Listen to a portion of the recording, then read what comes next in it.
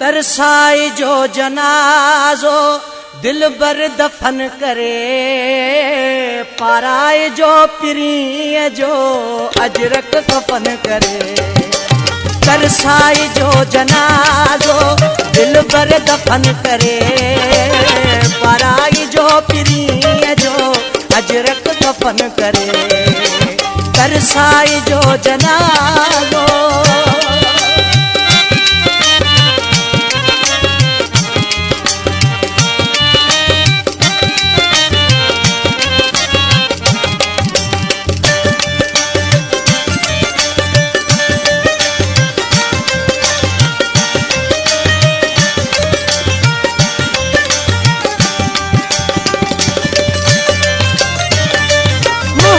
सजन वफा में मशहूर वा घणो, कुछ देर कई अथस जो हू दूर वा घणो।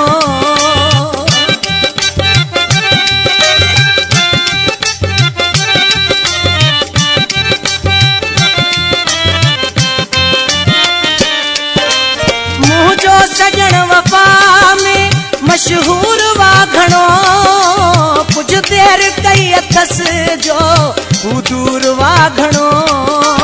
ईंदो ज़रूर ईंदो, ईंदो ज़रूर ईंदो, वियो वा वचन करे, पाराई जो पिरी जो अजरक कफन करे।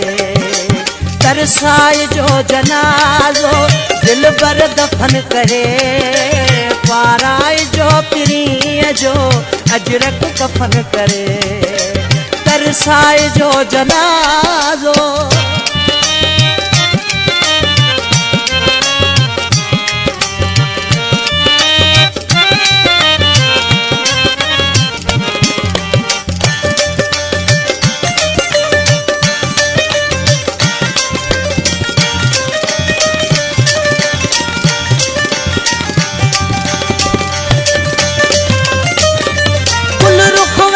बदन सब सुहना घुराए जो, चादर मथा गुलन जी मुखे पराए जो।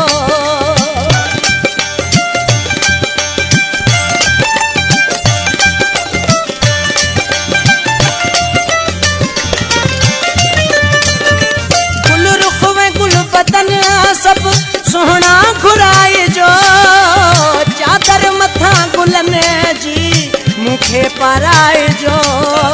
छड़ जो मुकाम सारो, छड़ जो मुकाम सारो, यारो चमन करे, पराई जो पिरी जो अजरक कफन करे। तरसाई जो जनाजो दिल बर दफन करे, पराई जो पिरी जो अजरक कफन करे। तरसाई जो जनाजो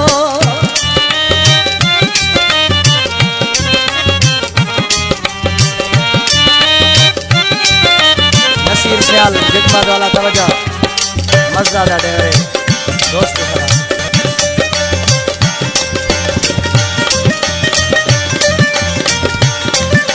मज़ा तस्वीर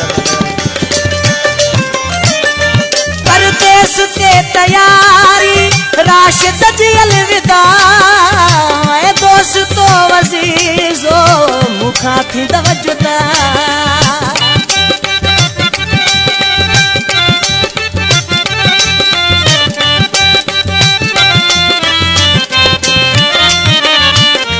परदेस के तैयारी राशिद जी अलविदा, दोस्तो वज़ीज़ो मुखा थी जुदा। मौला साईं यहाँ खे, मौला साईं यहाँ खे शल नेक वतन करे, पाराई जो पिरी जो अजरक कफन करे। तरसाई जो जनाजो दिल बर दफन करे, पाराई जो पिरी जो अजरक कफन करे। तरसाई जो जनाजो